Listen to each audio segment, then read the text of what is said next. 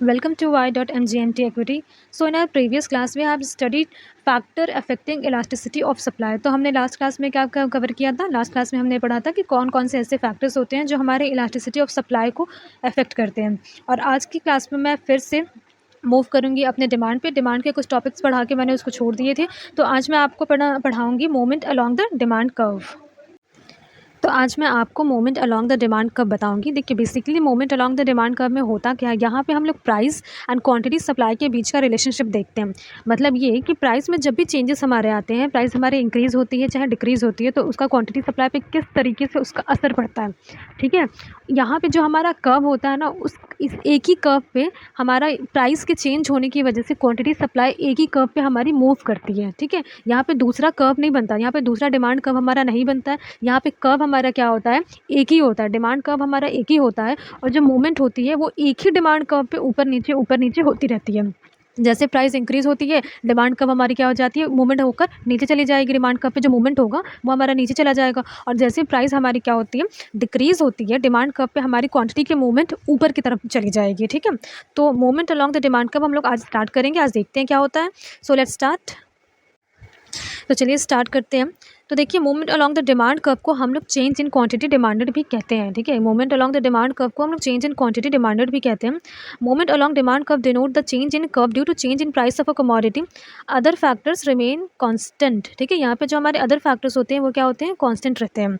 Movement along the demand curve का मतलब क्या होता है कि यहाँ पे हम लोग चेंज इन कर्व में हमारी जो चेंजेस आते हैं, किस वजह से हमारी चेंजेस आते हैं, प्राइजेस के चेंज होने की वजह से। कमोडिटी की जो प्राइस जब हमारी चेंज होती है तो जो हमारा डिमांड कर्व है वो चेंज होता है। क्यों? क्योंकि हम लोग वाई एक्सिस पे प्राइस को दिखाते हैं और एक्स एक्सिस पे हम लोग क्वांटिटी डिमांडेड को दिखाते हैं। तो जैसे प्राइस चेंज होती है ना, प्राइस के चेंज होने का असर क्वांटिटी डिमांडेड पे पड़ता है। इसी वजह से जो मूवमेंट होती है वो डिमांड कर्व पे हमारी आगे पीछे ऐसे करके मूवमेंट होती है। ठीक है, और जहाँ पे हमारे दूसरे जो भी फैक्टर्स होते हैं जो हमारे क्वांटिटी सप्लाई को अफेक्ट कर सकते हैं एक्सेप्ट प्राइस, वो सारे फैक्टर्स हमारे क्या होते हैं, कांस्टेंट होते हैं, और यू कैन से सेट्रिस वेरिएबल्स।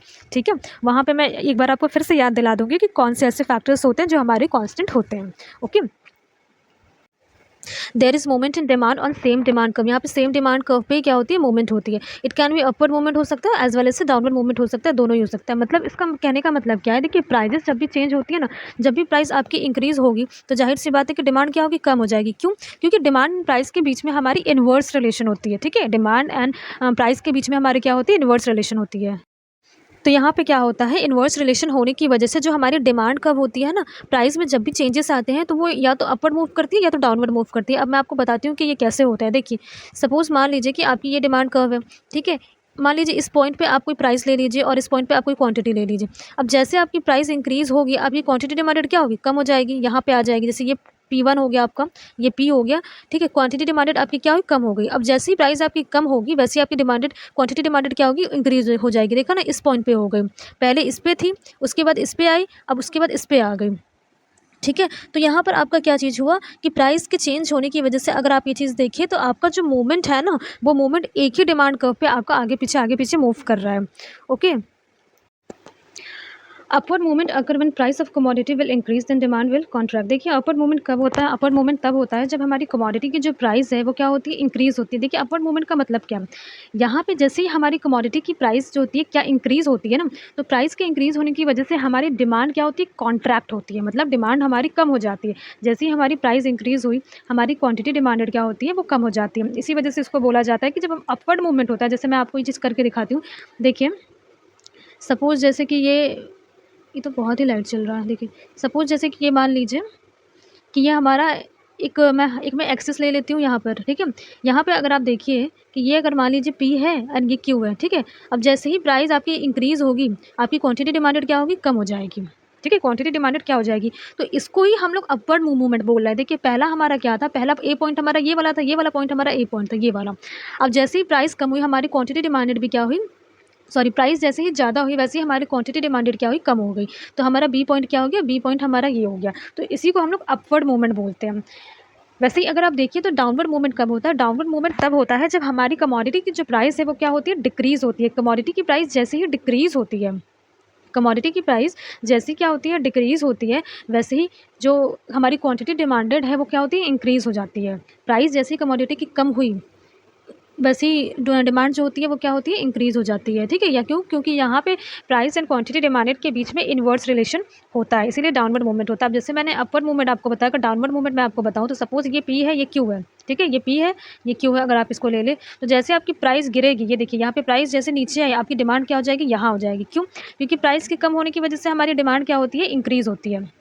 ठीक है, हमारी डिमांड क्या होती है, प्राइस के कम होने की वजह से इंक्रीज़ होती है। इसी वजह से जैसे आपकी प्राइस गिरी, आपकी डिमांड क्या हुई, तुरंत ही इंक्रीज़ हो गई। तो यहाँ पे आपका डाउनवर्ड मूवमेंट हुआ। क्यों? क्योंकि यहाँ पे देखिए डिमांड कब आपका इधर से इधर आएगा। आपका ए पॉइंट ये हुआ और बी पॉइंट ये हुआ, ठीक है? तो यहाँ पर आपका क्या चीज़ हुआ, यहाँ डाउनवर्ड मूवमेंट हुआ। अब हम लोग आगे देखते हैं। अब जैसा कि मैंने आपको ये चीज़ बताया था कि यहाँ पे हम लोग प्राइस एंड क्वांटिटी डिमांडेड के बीच का रिलेशनशिप हम लोग पढ़ते हैं। प्राइस एंड क्वांटिटी डिमांडेड के बीच का रिलेशनशिप हम लोग देखते हैं। तो और यहाँ पे जो हमारे दूसरे फैक्टर्स होते हैं जो क्वांटिटी डिमांडेड को अफेक्ट करते हैं, वो सारे फैक्टर्स हमारे क्या होते हैं, वो सारे फैक्टर्स हमारे क्या होते हैं, कांस्टेंट होते हैं। अब अदर फैक्टर्स होते क्या हैं जो कि फैक्टर्स हमारे कांस्टेंट हो गए। देखिए पहला तो हमारा प्राइस ऑफ रिलेटेड गुड्स होता है, जिसमें हम लोग complementary goods and substitute goods की हम लोग बात करते हैं। सेकंड हमारा होता है टेस्ट एंड प्रेफरेंस। थर्ड होता है कंज्यूमर की इनकम। फोर्थ हमारा होता है expectation of a change in price in future. Fifth हमारा क्या होता है, साइज एंड कंपोजिशन।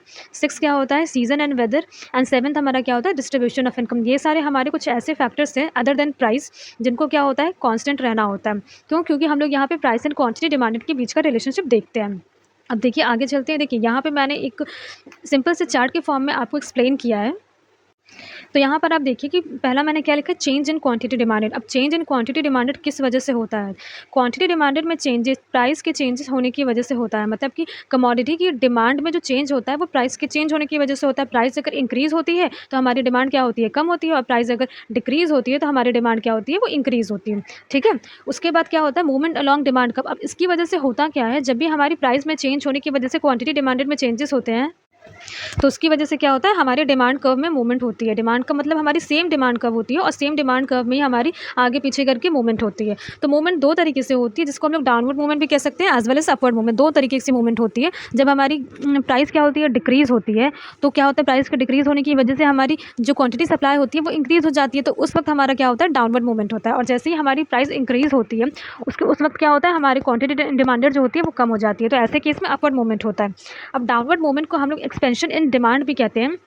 क्यों? क्योंकि ये प्राइस के डिक्रीज़ होने की वजह से होता है। और जैसे ही हमारा प्राइस डिक्रीज़ होता है, हमारी क्वांटिटी डिमांडेड क्या होती है, एक्सपैंड करती है।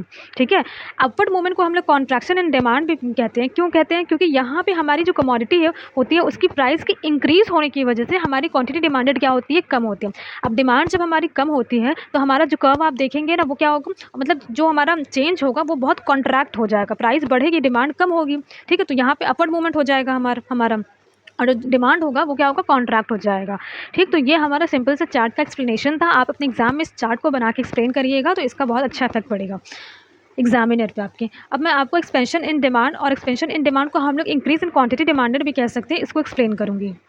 देखिए, expansion in demand occur when quantity demanded increase due to decrease in price of commodity, other factors remain constant. देखिए, डिमांड हमारी कब एक्सपैंड होती है। अब जाहिर सी बात है कि डिमांड एक्सपैंड होने का मतलब क्या हुआ, एक्सपैंड होने का मतलब कोई चीज़ बढ़ रही है, फैल रही है। ठीक है, फैल रही है, बढ़ रही है।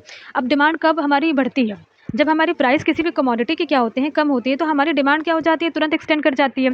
ठीक, इसी वजह से हम लोग क्या बोलते हैं, एक्सपेंशन इन डिमांड इसको बोलते हैं। और ये कब होती है, देखिए यहाँ पे मैंने लिखा भी है कि क्वांटिटी डिमांडेड इंक्रीज होती है। क्वांटिटी डिमांडेड किस वजह से इंक्रीज होती है, जब कमोडिटी की प्राइस हमारी डिक्रीज होती है तो हमारी डिमांड क्या होती है, इंक्रीज होती है। जहाँ पे दूसरे जो फैक्टर्स होते हैं, जो फैक्टर्स मैंने आपको सेकंड स्लाइड पे बताए थे, वो सारे फैक्टर्स क्या होते हैं, वो कांस्टेंट रहते हैं। ठीक है, अब एक्सपेंशन इन डिमांड जब होती है, जब आपकी डिमांड बढ़ती है और प्राइस कम होती है, तो इस केस में क्या होता है, डाउनवर्ड मूवमेंट होता है सेम डिमांड कर्व पे। जो मैंने अभी मैं आपको चार्ट के थ्रू भी इसको, ग्राफ के थ्रू भी मैं आपको इसको समझाऊंगी। तो यहाँ पे क्या होता है, हमारा डाउनवर्ड मूवमेंट होता है। और इसको हम लोग एक्सटेंशन इन डिमांड भी कह सकते हैं। मतलब एक्सपेंशन इन डिमांड को एक्सटेंशन इन डिमांड और इंक्रीज इन क्वांटिटी डिमांडेड भी कहा जाता है। ठीक, तो अब मैं आपको इसको एक्सप्लेन करती हूँ tabular as well as graphical representation के थ्रू। तो यहाँ पर अगर आप देखिए, तो एक्सपेंशन इन डिमांड भी मैं आपको tabular as well as graphical representation दोनों के थ्रू आपको ये चीज़ एक्सप्लेन करूँगी, समझाऊंगी। तो आइए मैं आपको बताती हूँ। टेबल में अगर आप ये चीज़ देखें, तो टेबल में क्या है, देखिए प्राइस हमारी पहले हमने 20 ली, तो 20 रुपीज़ प्राइस पे हमने क्वांटिटी डिमांडेड 150 ली। अब जैसे ही हमारी प्राइस डिक्रीज़ होती है, डिक्रीज़ होकर प्राइस हमारी 15 हो गई, हमारी डिमांड भी क्या हुई, इंक्रीज़ हो गई। यहाँ पर आपने क्या देखा, यहाँ पर आपने देखा कि जैसे ही आपकी प्राइस कम हुई, आपकी क्वांटिटी डिमांडेड क्या हुई, इंक्रीज़ हो गई। क्यों? क्योंकि प्राइस एंड क्वांटिटी डिमांडेड के बीच में क्या होता है, इनवर्स रिलेशन होता है। अब इसी को अगर आप ग्राफिकल रिप्रेजेंटेशन पे यहाँ पर हमने प्लॉट किया, तो आप ये देखिए 20 रुपीज़ प्राइस पे हमारी क्या है, डिमांड क्या है, 150 है, ठीक है। और जैसे ही हमारी प्राइस क्या हुई, कम हुई, इस एरो को आप देखिए, इस एरो से आपको पता चला कि हमारी प्राइस कहाँ से कहाँ जा रही है। तो जैसे ही हमारी प्राइस कम हुई, आपकी डिमांड क्या हुई, इंक्रीज़ हो गई।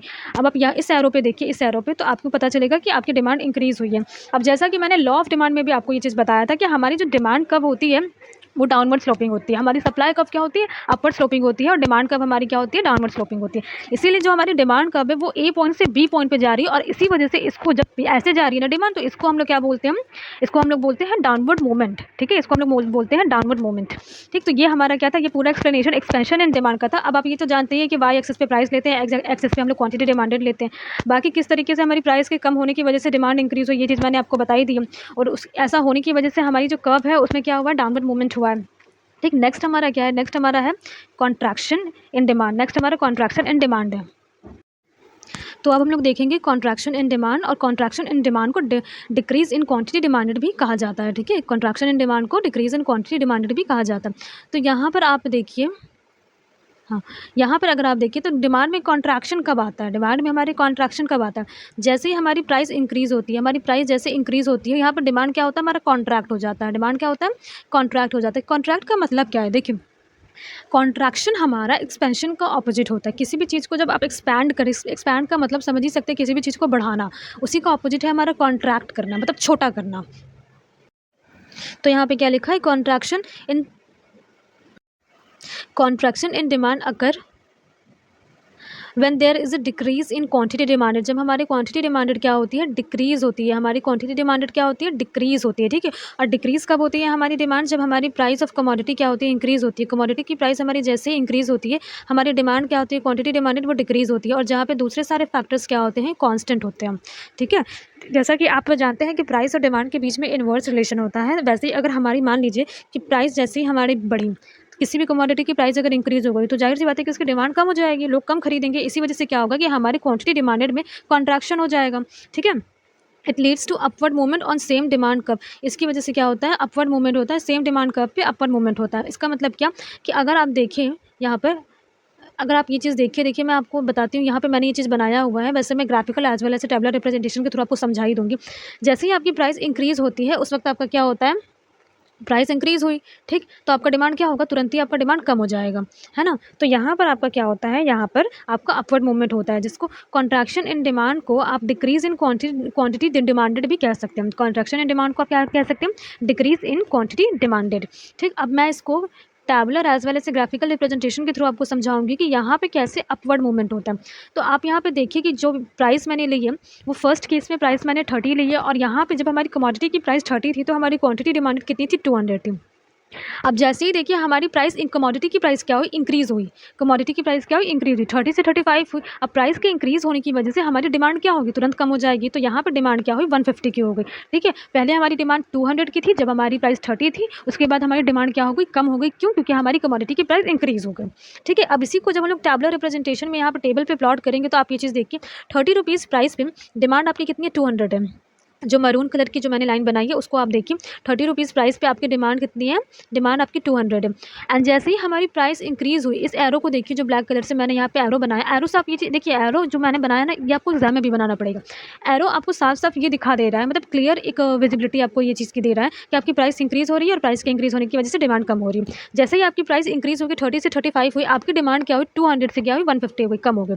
यहाँ पर अगर आप देखिए कि पहला हमारा पॉइंट कौन सा था, ए पॉइंट था, और जैसे ही प्राइस इंक्रीज़ हुई, ये हमारा बी पॉइंट हो गया। तो यहाँ पे अपवर्ड मूवमेंट हुआ है, ठीक है। पहले प्राइस कम थी तो डिमांड ज़्यादा था, जैसे ही प्राइस बढ़ी तो अपवर्ड मूवमेंट हो गया, ठीक है, क्योंकि यहाँ पे डिमांड हमारी कॉन्ट्रैक्ट कर गई। तो ये हमारा क्या होता है, अपवर्ड मूवमेंट, और इसको हम लोग क्या और बोल सकते हैं, डिक्रीज इन क्वांटिटी डिमांडेड, ठीक है। तो आज की क्लास में मैंने आपको क्या बताया, आज की क्लास में मैंने आपको पढ़ाया है मूवमेंट अलॉन्ग द डिमांड का। बाकी आप ये सब तो जानते हैं कि एक्स और वाई एक्सिस पे हम लोग क्या क्या लेते हैं, ठीक। हमेशा वाई एक्सिस पे प्राइस ही रहती है, और एक्स एक्सिस पे क्वांटिटी डिमांडेड ही रहती है, ठीक है।